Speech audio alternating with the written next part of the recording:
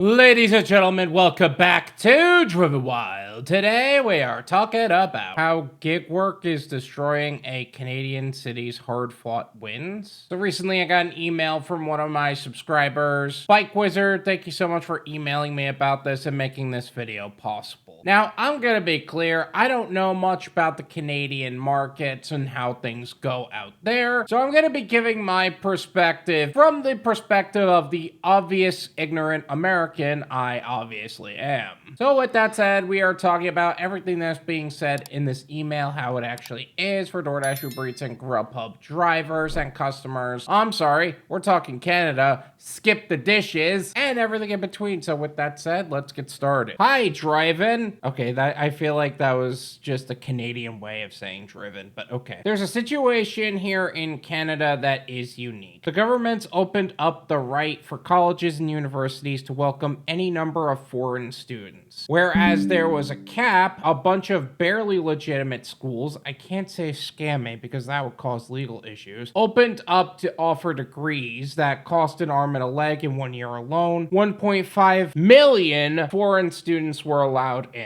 There's so many things wrong with that already. Number one is the fact of colleges, in my opinion, are 9 times out of 10 not worth pursuing. Unless you are specifically going for a degree like a law degree or some sort of medical degree, and you know exactly why you're there, there is no reason for college. Like, I feel like there are too many people that go to college for the mindset of, I was told to go to college, therefore I will, and they end up in serious debt because of that. And then there's the concept of the whole foreign students thing, which as long as they're there legally, fine, but I feel like there's also going to be the conversation of migrants up there too, which I don't know how that actually goes in Canada, but I know that there's a lot of people that aren't a fan of that. That's a very lucrative business, as foreign student fees are about $35,000 a year. By contrast, the whole of my undergrad and master's degree cost me CAD $8,000 plus the books. That's less than $6,000 US dollars. Holy crap, you can get a master's degree for $6,000 in Canada, unless you're from another country in which it's gonna cost you $3,500 a year, which is the same freaking thing. It is probably cheaper that way though, compared to American schools nowadays. I don't know though. Canada has a population of 39 million people. That's a 1 year, 3% growth in population. But it is not equally spread around the country. So they all came to Vancouver and Toronto. None of the cities built enough lodging and infrastructure for all of them. Toronto, for example, received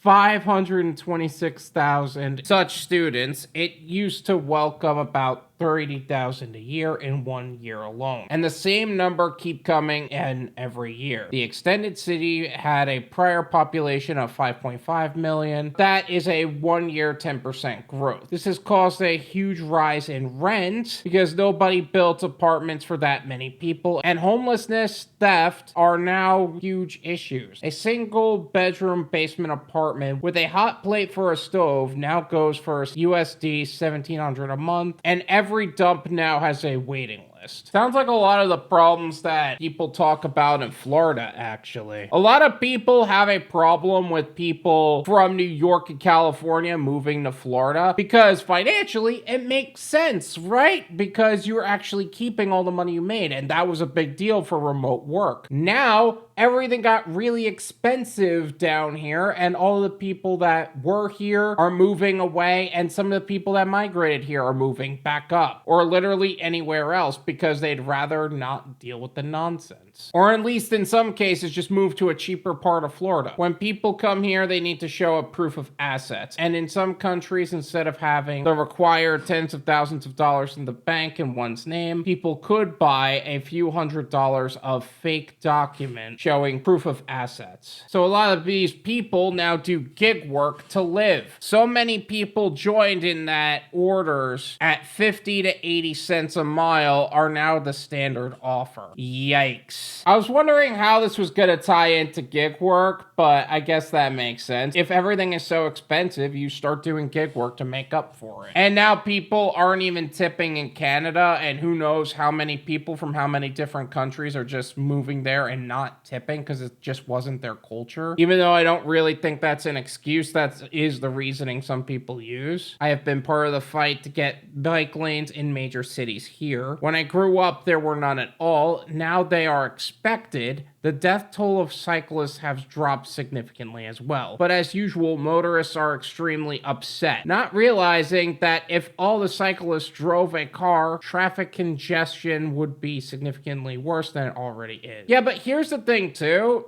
A lot of people who are cyclists don't exactly ride safely either. I'm not saying you specifically, but I saw a guy literally as I was walking into my place, because my condo faces a major road. A cyclist was cutting in front of a car to try to cross the road. And he was like, whoa, whoa, as if that was supposed to be like his turn signal or something. How about instead of doing that, you pay attention for when people are coming in traffic and, not try to get in their way. Oh, and by the way, they do have bike lanes. They just don't use them because dumb people will always be dumb. The problem is that when someone comes here for a 2-year degree and they don't really care about that long fight, they ride on sidewalks, even if the lane is a few feet away, hit pedestrians and cause all kinds of issues. And now all the progress we have made is put at risk, and this extremely selfish behavior. The anti-cyclist sentiment is exploding. The average civilian doesn't make a difference between grandpa on the Sunday ride and a food delivery person riding at 20 miles an hour on a sidewalk. There are all cyclists.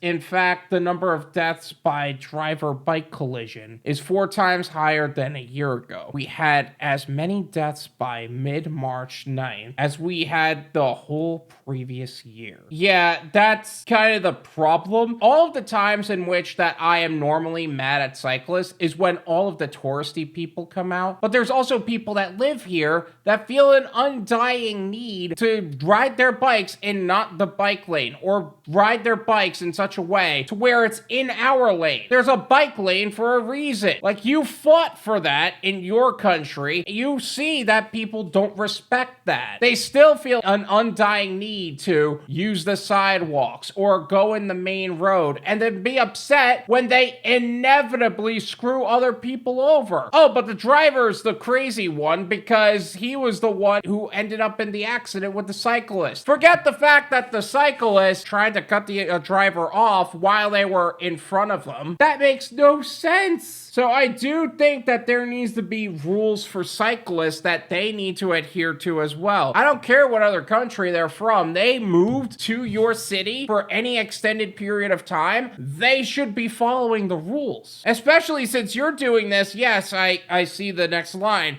You're doing this as a part of your work. There are a lot of food delivery drivers in metro areas that just prefer e-bike, that prefer their own bike, that they would just not want to be held up in traffic by obscenely stupid drivers in metro areas. I get that, especially when parking's not really there. So they use a bike to get through certain places faster, whether they are adhering to the bike laws or not. But if they're gonna do that, they should be adhering to the bike laws as well. And there needs to be bike laws in place so that way they're not interfering with other drivers or other pedestrians. Imagine just being a pedestrian eating an ice cream and suddenly some bicyclist who should have been on the sidewalk hits you, and then you lose your ice cream. Now you got an injury and no ice cream, and probably a crying kid because you were holding an ice cream cone. Now you lost it. I deliver on bike too, mostly for fitness. I don't get paid to be at the gym, but I respect the rules. People who are part of the fight, we know that we are all ambassadors for each other. I feel like there needs to be more everybody that needs to understand that. Between a certain type of customer, between a certain type of waiter or waitress, a certain type of restaurant worker, a certain type of gig worker. I'm not going to exclude us because there are some gig workers that don't really do gig work that well. But I really do feel like there needs to be an understanding that whatever you do in your life, you will be an unspoken ambassador for that thing, if that makes sense. Uber and DoorDash know our location. They know when we ride on sidewalks or against their one-way street. Why are they not punishing those who break the rules? They'll deactivate people for any number of reasons. Why not that one? Doesn't that make them complicit when a pedestrian is injured? That's a great question. I'm going to answer that in a couple of different ways. Number one, not all cyclists are gig workers. I understand where you're coming from, but not all cyclists are gig workers. That's number one. Number two, those who are cyclists that are also gig workers and they are being tracked by Doordash and Uber Eats, that literally just proves that Doordash and Uber Eats don't care about safety. They only care about safety when it's their liability on the line. Otherwise, they couldn't care less. Unless it's going to cost them money, they don't care. Doesn't matter what they say. Their actions are more than loud enough. And third and finally, why aren't they punishing those who break the rules? Because they're probably accepting low tip or no tip orders. You said it yourself, 50 to 80 cents a mile is now the standard offer, which is pretty normal for our area too. But I just don't accept those orders no matter how much they put them out. They're probably top dashers. They're probably Dasher rewards program people. They care more about their own money than they do people. And if it ever seems like somebody's more of a liability than they are an asset, they'll get rid of you. That's how their deactivation processes go. It's a fact. But either way, this is my opinion. It's worth what you pay for it. None of you pay me. There you go. How things get done in other countries, I can't speak too much on, but I can say a few things about how things go here. If you're a cyclist and you do gig work, I understand that it's faster to use a bike and not deal with certain traffic, especially if you're in a metro area. But a bike lane is a bike lane, and a car lane is a car lane, and a sidewalk for pedestrians is a sidewalk for pedestrians, not cyclists, not cars. I love how people like to say, cars should be parked in the bike lane. And then even when we're not doing that, they are literally doing exactly that. Using the sidewalk, using the main roads. If you want other people to start following the rules, stop breaking them yourself. It seems like Canada has similar problems to that of what Florida has, where all the people from more lucrative countries from where they currently are in terms of business value are starting to migrate to where you are. And because of that, it's raising the prices of everything else. Same thing with here in Florida. People came from New York, people came from California, moved to Florida. I'm one of those people. I moved from New York to Florida. I like it here.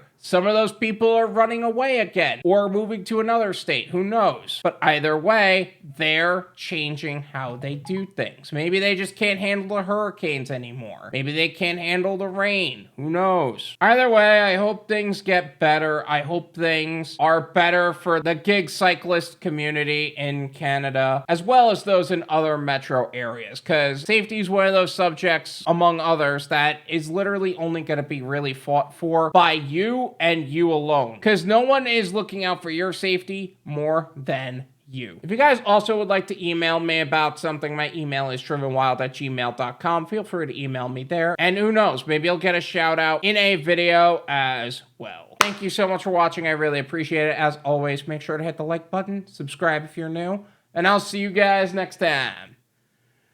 Peace.